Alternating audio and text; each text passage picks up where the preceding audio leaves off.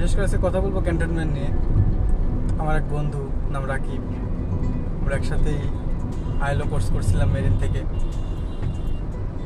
ও হঠাৎ করে ঢাকায় আসছে, ক্যান্টনমেন্টে ঢুকতে গেছে, কিন্তু বুঝতে পারে না, কিন্তু ওর 3,000 না 4,000 টাকার একটা মামলা দিয়ে দিচ্ছে। তো সাধারণত ক্যান্টনমেন্ট ঢুকতে গেলে একটু নিয়মকানুন আছে, যেটা আমরা অনেকেই জানি অনেকেই জানি না। সেটা হলো ক্যান্টনমেন্টে ঢুকে কিছু সিগন্যাল বাতি আছে। আপনার রাস্তায় কোনো গাড়ি নেই, ওই পাশেও গাড়ি নেই, আপনার সাইডেও গাড়ি নেই, আপনি শুধু একা। ডানেও গাড়ি নেই, বামেও গাড়ি নেই। আপনি দেখতেছেন যে আপনি ক্রস করে যেতে পারবেন, কিন্তু সিগন্যাল পড়েছে, ওই সময় যাওয়া যাবে না। ক্যান্টনমেন্টের রুলস অনুযায়ী আপনি যেতে পারবেন না।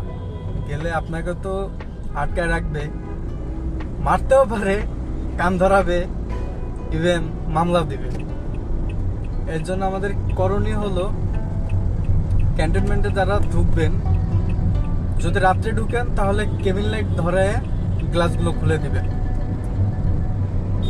হেডলাইটও জ্বালানো যাবে না, শুধু কেবিন লাইট জ্বালাবেন।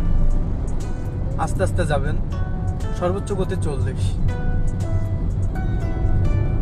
এরপরে যে সময় সিগন্যালে পড়বেন, দেখছেন যে চারপাশে কোনো গাড়ি নেই, কিন্তু আপনি চাইলে যাইতে পারেন, কিন্তু সিগন্যাল পড়েছে, ওটা মানতে হবে, বাধ্যতামূলক।